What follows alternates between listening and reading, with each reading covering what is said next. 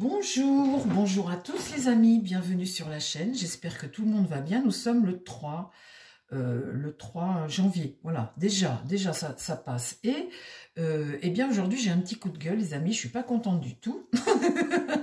Je suis pas contente, je suis pas contente. Non, mais il y a un truc qui se passe, je voulais passer en communauté, c'est cette foutue vignette Crit-Air. Alors là, ça c'est une arnaque, mais quelque chose, une obligation qui est inadmissible, mais inadmissible. Hein. Et je vais vous dire, je suis en colère parce que je suis personnellement concernée. J'ai deux voitures, dont une petite, alors je vais vous dire ce que c'est une 206. Elle est nickel, ma 206. Pour aller en ville et tout, elle est super, elle se gare partout. Elle est passée au contrôle technique il y a quelques semaines, elle est passée les doigts dans le nez, elle avait absolument rien. Et cette voiture, eh bien maintenant, on m'interdit d'aller en ville avec. Alors ça, dites, vous vous rendez compte que vont devenir... Alors je comptais la donner à un jeune qui travaille sur Paris, pour tout vous dire, et qui avait besoin d'un véhicule pour aller travailler en banlieue. Et je comptais lui donner, vous voyez, cette voiture. Eh bien, elle va être condamnée à rester au garage alors qu'elle tourne super bien. Eh bien, écoutez, ils nous refont le coup du Covid pour nous obliger à acheter des voitures électriques, à changer nos voitures, eh bien on va t'interdire, parce que tu n'as pas cette vignette, on va t'interdire de rouler avec. Et comment ils font les pauvres? Et comment ils font les gens qui n'ont pas beaucoup d'argent, qui n'ont pas les moyens de changer leur voiture et qui ont une voiture qui tourne très bien, qui passe au contrôle technique? À partir du moment où tu passes au contrôle technique, tu dois faire la pollution et tout. Si tu ne pollues pas, qu'est-ce qui t'empêche légalement de rouler? Ils nous refont exactement le même coup pour nous obliger à changer les voitures. Et moi, je trouve que c'est une arnaque inadmissible. Alors, j'ai appris ça hier soir, je ne savais pas du tout. C'est quelqu'un qui m'a dit ça hier soir. Alors, du coup, je me suis empressée de commander ma vignette. Eh bien, les amis, la vignette, elle coûte un peu en dessous de 4 euros, 3,80 € quelque chose. Vous vous rendez compte, multiplié par le nombre de voitures que des gens vont devoir acheter, cette vignette, vous vous rendez compte? Ça fait plus de 100 millions qui vont rentrer dans les caisses de l'État, enfin ça, ou plus même, hein, je dis 100 millions, mais ça va. Pour moi, c'est une arnaque, c'est un vol, c'est antidémocratique, c'est obliger les gens à changer leur voiture et exclure surtout. Alors, combien d'entreprises vont fermer? Quand vous avez des livraisons avec une vieille voiture ou une vieille fourgonnette pour aller ramener du pain, par exemple, pour se faire livrer, des entreprises qui n'ont pas les moyens de changer leur véhicule, comment est-ce qu'ils vont faire pour changer leur véhicule? Aujourd'hui, avec le coût de l'électricité, vous avez des boulangers, des entreprises, des petits artisans qui ont beaucoup trop de charges, qui n'ont pas suffisamment de bénéfices. Comment est-ce qu'ils vont faire pour changer la flotte de voitures alors qu'ils ont des véhicules ou des fourgonnettes qui tournent super bien? Ça, les amis, je vais vous dire, il faudrait qu'on se révolte contre ça, parce qu'il va y avoir des conséquences et il va y avoir une colère très certainement qui va monter quand les gens vont se rendre compte qu'ils ne vont plus pouvoir rouler avec leur voiture. Alors, je vais vous dire, on est avec un gouvernement aujourd'hui où, de toute façon, quand ils ont décidé que vous devez payer ça, eh bien, si ils n'arrivent pas à vous faire payer en rentrant par la porte, ils rentrent par la fenêtre, et s'ils ne peuvent pas par la fenêtre, ils rentrent par la cheminée. Mais de toute façon, ils vous obligent. Et c'est ça qui devient insupportable, et c'est contre ça qu'il faut se battre. Parce que moi, personnellement, alors là, je trouve que c'est une injustice totale. Alors, allez voir dans la communauté, je vous ai passé l'article et je vous ai passé aussi deux petites vidéos. Et une, c'est un particulier, un homme qui habite à Lyon, qui est musicien. Il a une vieille Peugeot, enfin une vieille Peugeot, elle n'est pas vieille, elle est comme neuve, et dans au garage, elle est comme ma 206. Eh bien, il va faire ses contrats de musique avec sa voiture dans Lyon et autour. Et bien là, il peut plus y aller. Parce que la voiture, elle est critère 3, elle n'est pas critère 2. Alors, c'est pareil, vous vous dites, j'habite à la campagne, par exemple. Bon, ok, mais si demain vous voulez aller, je ne sais plus moi, à Brest ou je ne sais où, ben vous ne pourrez pas passer par Le Mans, par Rennes, vous voyez, vous ne pouvez pas passer par les villes, vous allez être obligé de faire des gros détours, parce qu'un jour, ça va être toute la France qui va être condamnée à rouler avec la vignette critère 2, sinon critère 3.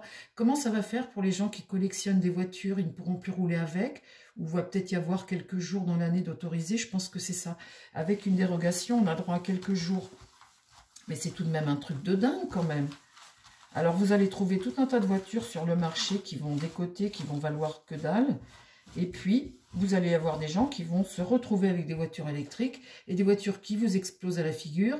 Une panne de moteur, il faudra changer le moteur parce que sur les voitures électriques, vous ne pouvez pas faire les petites réparations, changer des pièces comme sur une voiture comme on a tout de suite à l'essence ou au gasoil. Sur une voiture électrique, c'est une sorte de monobloc et quand ça dysfonctionne, c'est le monobloc qu'il faut changer. Il n'y a pas de petites pièces comme ça. Moi, je suis outrée, les amis, outrée. Alors, bon, on va regarder, vous savez quoi? Je voudrais demander à mon tarot comment ça va évoluer, cette vignette. Est-ce que les gens vont se révolter contre ça? Parce que pour le moment, ça passe sous les radars. C'est passé comme une lettre à la poste. Personne ne dit rien.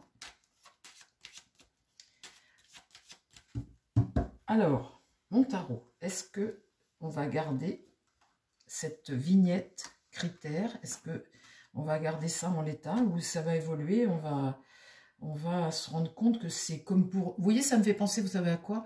Au fameux panneau de Édouard Philippe à 80 partout, sur les nationales partout, il foutait des panneaux à 80. Donc ça a coûté une fortune de changer tous les panneaux. Et puis maintenant, il s'est rendu compte que il y avait autant d'accidents, puis que finalement les voitures roulaient pas assez vite, enfin que ça créait des soucis plutôt que l'inverse. Et il a fallu remettre tous les panneaux à 90. Ça a coûté combien cette plaisanterie d'Édouard Philippe? Alors, est-ce qu'on va garder en l'état cette vignette critère là où on interdit aux véhicules qui passent au contrôle technique de circuler sur des grosses villes? Alors là, l'impératrice, vous voyez, elle est dans son mensonge, elle regarde le passé. C'est une très mauvaise idée. On voit là qu'elle est retournée, elle ne regarde pas le jeu. Elle est enfermée dans son mental, dans son mensonge et dans sa bêtise. Je peux vous dire que ça, c'est pas l'idée du siècle. Elle regarde là vers le passé, peut-être qu'elle a besoin d'argent, je ne sais pas. Mais en tous les cas, c'est pas l'idée du siècle. Qu'est-ce qui va contre? Eh bien voilà, ce fameux pouvoir. Le pouvoir qui veut récupérer de l'argent, qui veut nous faire changer nos voitures et qui nous oblige. Alors, dans l'idée, le battleur est renversé. Donc là, effectivement, ça va bloquer beaucoup de personnes. Des personnes qui vont travailler, qui ont besoin de leur véhicule. On voit ici que ces gens-là, eh bien, ils se retrouvent bloqués. Et puis, les gens qui n'ont pas d'argent. Et là, avec le chariot, il y a comme une destination, le déplacement, la voiture. Vous voyez, le chariot, ça peut représenter le véhicule. Et là, il y a une sorte de succès de déplacement, voilà, avec un véhicule de succès.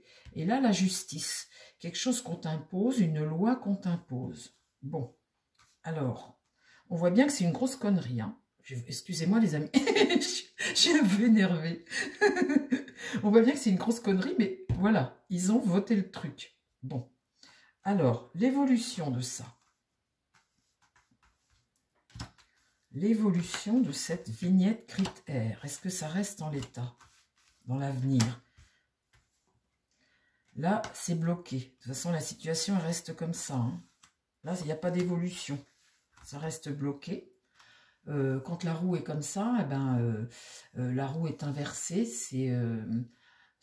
Voilà, c'est comme ça. C'est le coup du sort, hein. Ça nous tombe dessus. La situation reste bloquée. Qu'est-ce qui va contre? Le pape. Le bon sens, bien évidemment. Le pape, c'est le bon sens, c'est l'enseignement, c'est celui qui est plein de sagesse et qui essaie de calmer le jeu. Et bien ça va contre. Le bon sens va contre cette décision. Alors, dans l'avenir, des tensions, ici, quelque chose qu'on n'a pas vu venir, et une sorte d'excès dans cette décision, on déséquilibre la chose puisqu'on t'impose. Et là, on voit qu'il y a des tensions face à ça.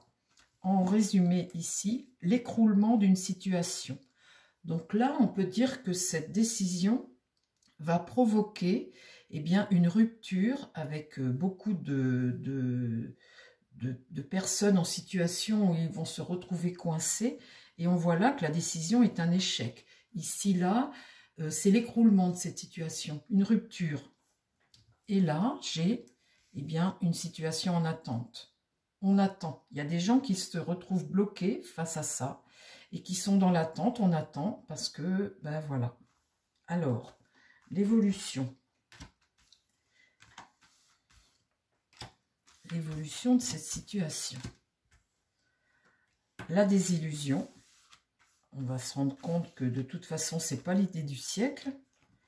Ici, un affaiblissement, la force est renversée, un affaiblissement face à la sagesse, mais ça, on a ça en contre, donc avec retard. Ici, dans l'idée, l'amoureux, c'est une remise en question de la situation. On voit bien ici que c'est pas l'idée du siècle, hein, et que ici, il y a une remise en question. On n'a pas pensé à tout, peut-être, hein. Ici, le monde est inversé, donc on voit des obstacles sur la route, quelque chose qui ne fonctionne pas, des hostilités, des imprévus. Et puis ici, le mât, on va vers une nouvelle aventure. On voit ici que le mât se dirige vers une nouvelle aventure, vers quelque chose de nouveau, peut-être des manifestations ou quelque chose comme ça, mais en tout cas, il y a quelque chose de nouveau, on va vers un nouveau cycle, on va vers une nouvelle aventure. Alors, quelle est-elle, cette aventure? Est-ce qu'elle est bénéfique ou pas? Ils vont se rendre compte. Alors là, la mort. Donc là, on voit que ça s'arrête. On va passer à autre chose. Il y a un changement ici qui se produit. Qu'est-ce qui va contre? La désillusion. Avec la lune renversée comme ça, on voit bien qu'il y a quelque chose qui ne fonctionne pas. Ça commence à créer quelque chose de négatif qui ne fonctionne pas.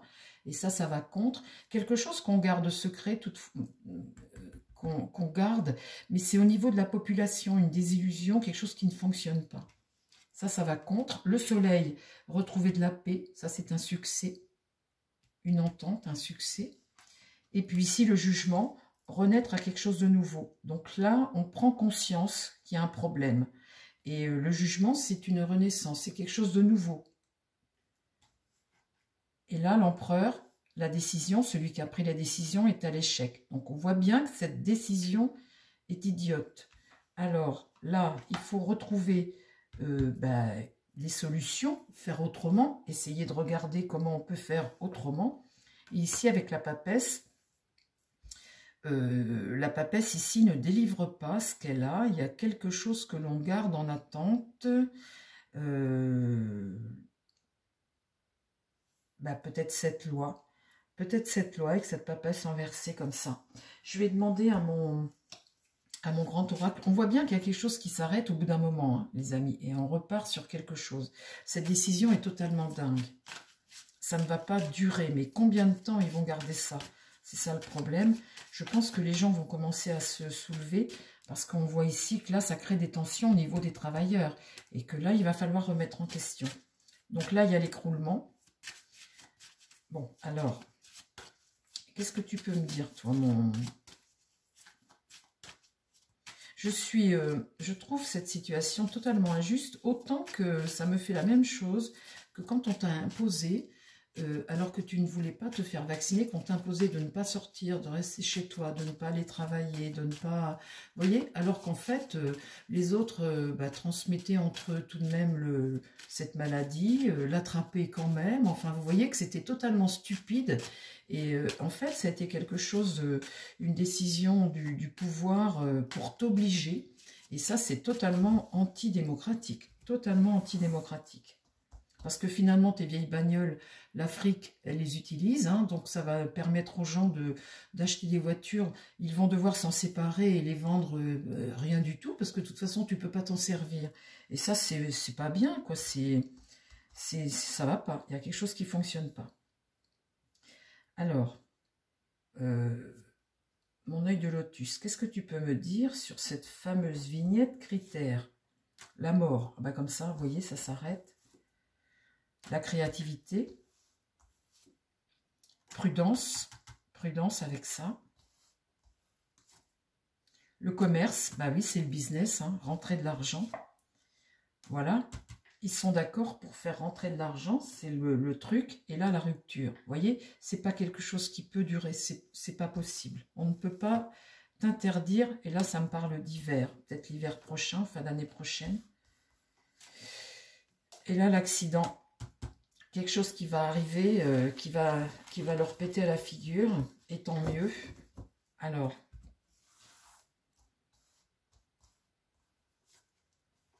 le détachement, le travail, le changement, le déménagement, la solution. Non, ça ne peut pas tenir, je ne crois pas, les amis. Je peux me tromper, mais je ne crois pas que cette loi puisse tenir. Ça va créer des problèmes. Vous allez voir qu'on va de plus en plus entendre des gens dans la contestation et qui vont devoir remettre en question à un moment ou à un autre ça, parce qu'il y a plein de gens qui vont se retrouver dans les difficultés. Ça ne peut pas tenir, cette loi, cette décision. Pour moi, c'est pas possible. Alors, on se donne l'année 2025, hein, mais pour moi, ça ne peut pas tenir. Voilà les amis, bah, écoutez, j'espère que cette petite vidéo, gardez-vous, gardez vos voitures surtout, ne vous en débarrassez pas, attendez au moins 2025, voir comment ça va se passer. Et bah, écoutez, je vous embrasse les amis, et puis je vous dis à très vite sur la chaîne. Prenez soin de vous, et prenez soin des gens qui vous entourent, et prenez soin de vos voitures. Bye bye.